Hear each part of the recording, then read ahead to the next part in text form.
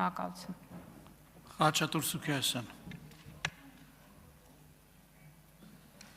Հարցս ուղղում եմ ձեզ, պարոն վարչապետ, դուք այսօր շատ հանգամանալից ելույթ ունեցաք, ասեցիք այս 8 տարիների ընթացքում ինչ հսկայական աշխատանք է կատարվել, որտեղ բոլոր ոլորտները քանդված են եղել, անգամներ ավելի քիչ աշխատավարձներ են ստացել, հիմա մի նոր փուլ ենք մտնում, որտեղ 5000 կիլոմետր ասֆալտ է արվել, մենք ունենք երկու ծախսային մաս, ունենք մեկը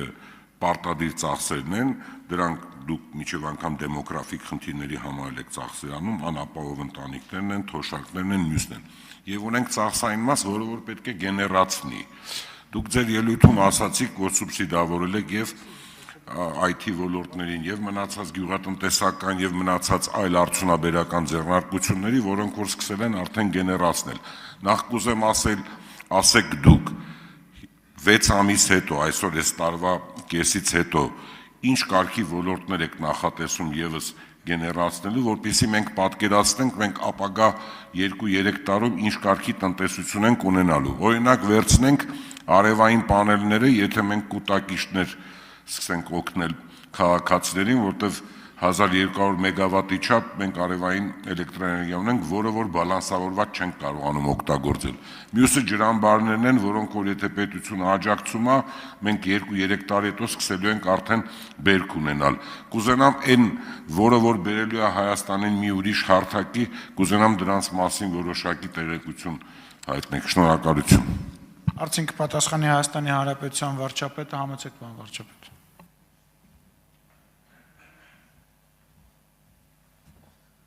Շնորհակալ եմ պարոն Սուքիասյան հարցի համար,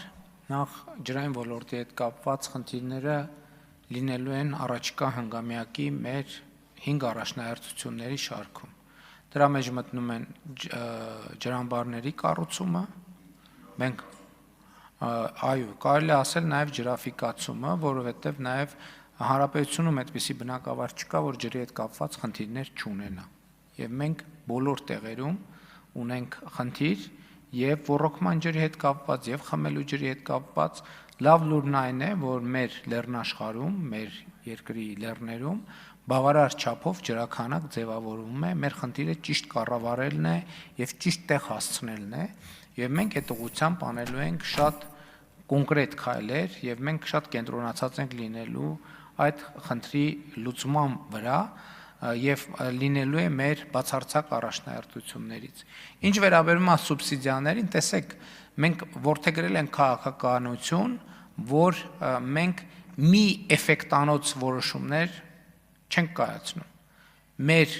կայացրած որոշումները պետք է լինեն առնվազն 2 եւ ավելի էֆեկտով։ Հիմա նույն թոշակների բարձրացումը մենք զուգորդում ենք անկանխիկ առևտրի ծավալների մեծացման եւ անկանխիկ առևտրիչ հետ վերադարձի հետ։ Սա գործիք է, որով մենք մեր սիրելի թոշակառուներին խնդրում ենք եւ համ իրեն ձեռնտու, համ էլ նրանք ստվերի կրճատմանը նպաստում են եւ սա նույնպես շատ կարեւոր տնտեսական գործոն է։ Մենք ընդհանրապես այս տարվանից համընդհանուր հետ վճարի համակարգ ներդնեցինք բոլոր նրանց, ովքեր առքա քարտերով են առևտուր անում եւ քաղաքակիրթ առևտուրը եւ դրամաշրջանառությունը ցանկացած երկրում դրամաշրջանառության կարևոր պայման է։ Ես ուզում եմ հիշեցնել, որ երբ որ մի շատ կարևոր առևտրային ցանց մուտք էր գործել Հայաստանի Հանրապետություն, հեղափոխության ժամանակ այդ ցանցը փակվելու եզրին էր, որովհետեւ ինքը իր ստանդարտներին համապատասխան առևտուրը անում էր լրիվ քաղաքակիրթ ձևով, իսկ բոլոր մրցակիցները ստվերում էին։ Հեղափոխությունից հետո մենք եկանք, հիմա տեսեք հանրապետությունում այդ ցանցը քանի տեղ ունի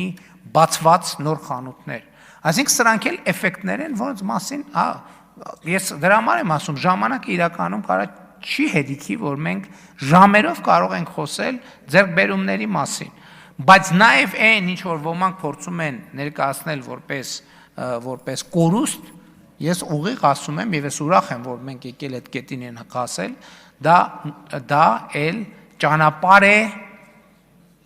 զոհողությունների, այո, մենք գնացել ենք եւ հասել ենք այս կետին, որտեղ մենք առավել վստահ ենք մեր երկրի հեռանկարի վերաբերյալ։ Մենք վստահ ենք մեր երկրի հեռանկարի վերաբերյալ։ Տնտեսական մոդելների մասով նաև ես առաջիկայում մի ամբողջական ֆորմատով մեր նախընտրական ծրագիրը կներկայացնեմ, որտեղ անդրադարձ կա բոլոր ոլորտներին։ Արձագանք։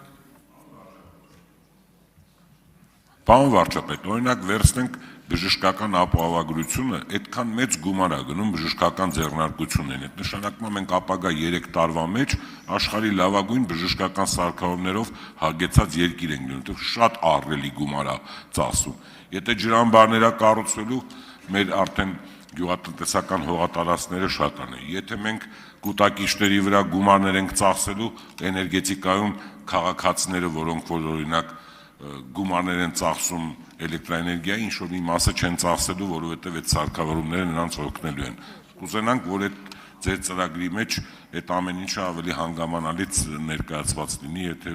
այլ բան ունեք ավելացնելու, շնորհակալություն։ Տեսեք, հիմա առողջության ապահովագրության ներդրման առաջին էֆեկտներից մեկն է նա, որ այսօր Հայաստան սկսել են ներկրվել վիրահատող ռոբոտներ, որոնք առողջապահական գերժամանակակից տեխնոլոգիաներն են, որովհետև մարդիկ վստահ են, որ այդ ներդրված գումար հետ են բերում, էլ չեմ ասում, որ այդ սարքավորումները ձեռք են բերում լիզինգի մեր ծրագրի աջակցությամբ։ Այսինքն, իհարկե, մենք լիզինգի ծրագիրը նաև հիմա չգիտեմ, ընկերությունն ինքն է ընտրում այդ ծրագրից օգտվի թե չէ, բայց չօգտվելու ոչ մի պատճառ չունի։ Եվ նաև էս է պատճառը, որ ես ասում մարդկանց կոչ եմ անում, ասում եմ, դե տեսեք ձեր վճարած հարկերը ոնց են այլ կերպ վերադառնում ձեզ։ Եվ սա շատ կարևոր արձանագրում է, կուտակիչ կայանների հետ կապված կառավարությունը վերջերս օրենսդրական նախաձեռնություն ընդունեց, չգիտեմ խորհրդարանը հասցրեց քննարկել թե չէ, բայց այո, մենք այդ ուղղությամբ լուրջ փոփոխություններ ենք նախատեսում եւ այսօր իմիջայլոց տեղի ունենում առողջապահության ինդուստրիալիզացիա, գյուղատնտեսության ինդուստրիալիզացիա, սա նշանակում է, որ մեր երկիրը զարգացման նոր մակարդակ է շեմ դրել եւ մենք պետքա օգնենք, որպեսզի մասնավոր հատվածը ավելի վստահ այդ ճանապարհով գա։ Այո։ Շնորհակալություն Լիլիթ Մինասյան, համաձայն։